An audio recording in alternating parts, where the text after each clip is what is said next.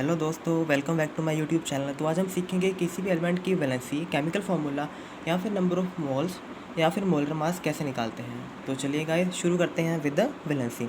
तो जो वैलेंसी होती है उसको निकालने के लिए हमारे पास, ठीक है, क्या होता है, हमें क्या ज़रूरत होती है इसके लिए, इलेक्ट्रॉनिक कॉन्फ़िगरेशन, इलेक्ट्रॉनिक डिस्ट्रीब्यूशन की। मतलब हमें इलेक्ट्रॉन्स की फिलिंग करवानी है K, L, M and N shell में, ठीक है। तो जो है हमें हमें हमारे पास क्या होता है, जो के शेल है उसमें 2 इलेक्ट्रॉन्स आते हैं मैक्सिमम, और जो एल है उसमें 8, और जो एम है उसमें भी हमारे पास 8 इलेक्ट्रॉन मैक्सिमम फिलिंग होती है, ठीक है। तो जैसे कि हम एग्जांपल के तौर पे ले रहे हैं, किसको लेते हैं, हम लिथियम को लेते हैं, ठीक है। लिथियम का एटॉमिक नंबर क्या है, 3। तो इसमें क्या होगा, सबसे पहले हम इसको के में फिल करेंगे। सबसे पहले क्या है, इसमें 2 इलेक्ट्रॉन आ गए, और एल में हमारे पास क्या आ गया, फिर 1 इलेक्ट्रॉन, ठीक है। तो ये तो होगी इसकी इलेक्ट्रॉनिक डिस्ट्रीब्यूशन। तो इसमें क्या है, वैलेंसी के लिए हमें क्या चाहिए, लास्ट शेल ऑफ एलिमेंट। तो हमें जो इसके लास्ट शेल में जितने भी इलेक्ट्रॉन होंगे, ठीक है, वो हम एज ए वैलेंसी चूज़ करेंगे, ठीक है। कैसे कि जैसे कि यहाँ पे लास्ट शेल में 1 है, तो इसकी वैलेंसी कितनी होगी, 1। क्या मतलब, लिथियम की वैलेंसी कितनी होगी यहाँ पे, 1। पर अभी क्या है, जो लास्ट शेल है जब तक तो वो 4 तक जा रही है, ठीक है, तब तक तो ठीक है। बट अगर वो 4 से इंक्रीज़ कर रही है तो हम उसमें से क्या करेंगे, 8 को माइनस कर देंगे, ठीक है। फॉर एग्जांपल हम ले रहे हैं यहाँ पे ऑक्सीजन को। ऑक्सीजन का एटॉमिक नंबर है हमारे पास 8, और इसकी इलेक्ट्रॉनिक डिस्ट्रीब्यूशन कैसी होगी, के एंड एल में 2, 6।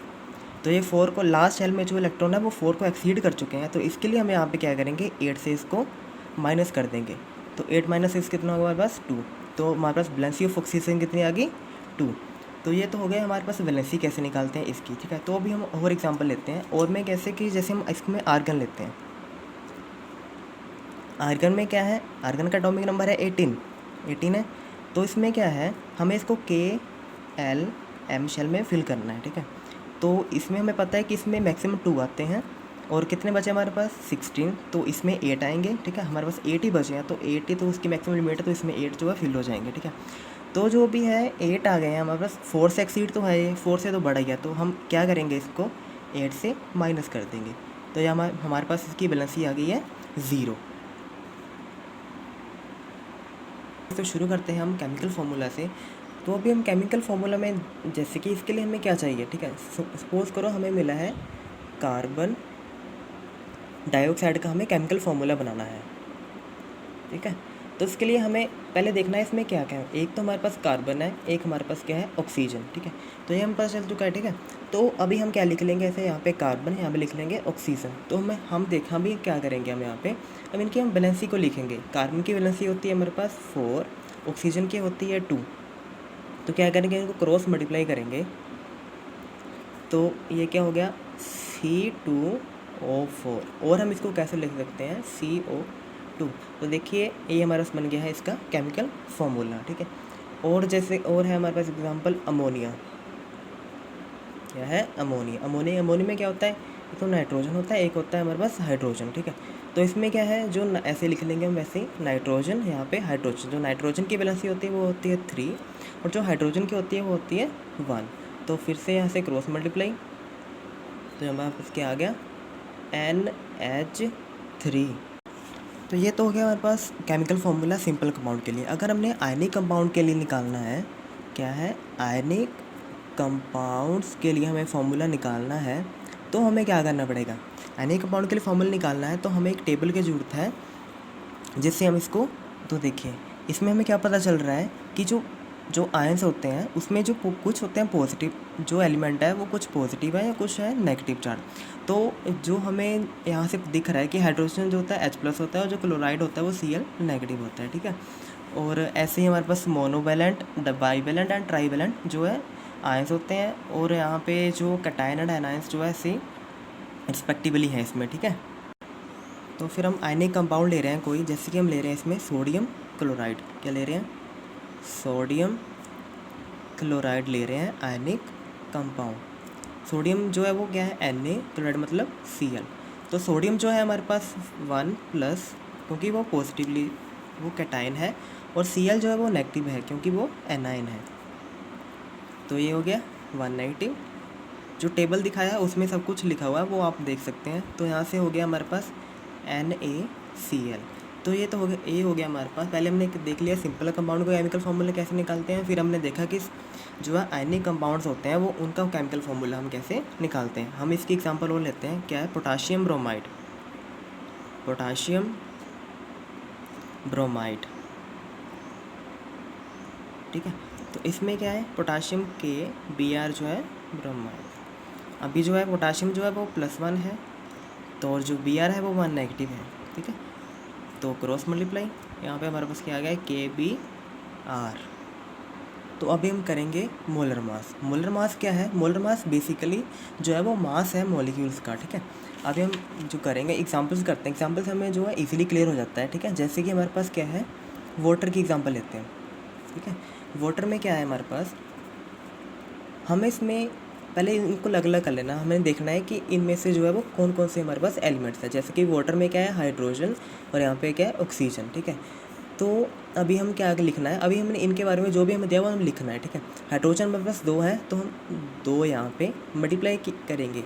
मल्टीप्लाई किससे करेंगे, एटॉमिक मास से। किससे करेंगे, multiply atomic mass of hydrogen plus oxygen कितने हमारे पास, 1, multiply by atomic mass of oxygen.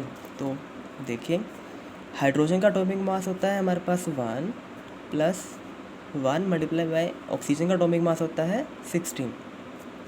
तो ये हो गया हमारे पास 18, ठीक है। तो अभी हम एक और एग्जांपल लेते हैं, किसकी, सल्फर डाइऑक्साइड SO2। ऐसे ही करेंगे हम। इसमें क्या क्या हमारे सल्फ़र है, एक हमारे पास ऑक्सीजन है, ठीक है।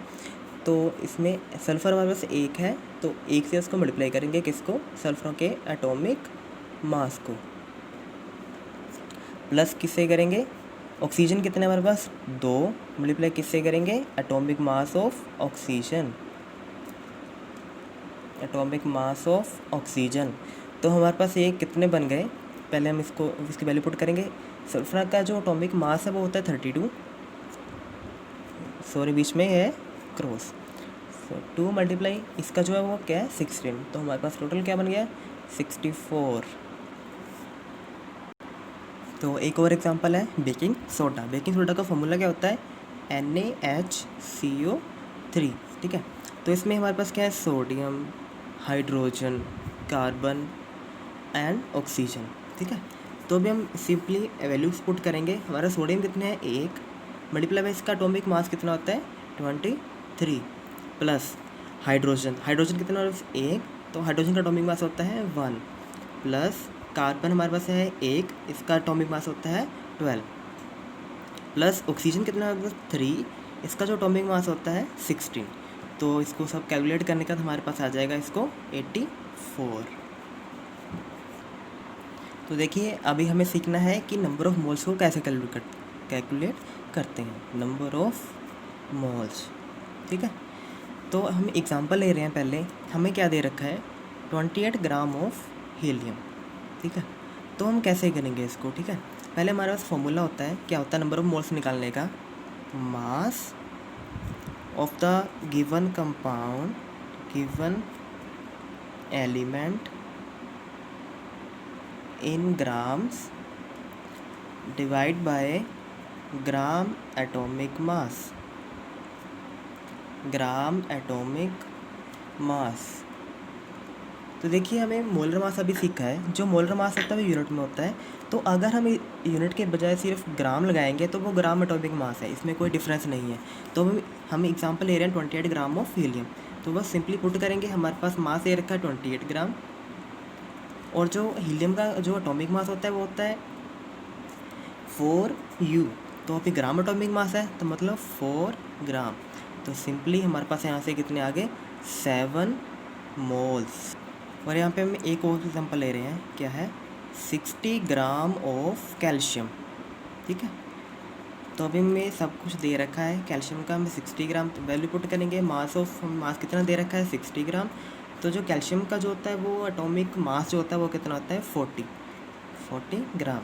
तो बस सिंपली हमारे पास क्या आ गया 1.5। तो गाइस इसी के साथ हमारी आज की वीडियो खत्म हो रही है। तो आज हमने सीखा valency, chemical formula, molar mass and number of moles कैसे निकालते हैं। तो गाइस अगर आपको वीडियो पसंद आई है तो लाइक शेयर एंड सब्सक्राइब ज़रूर करें। Thank you.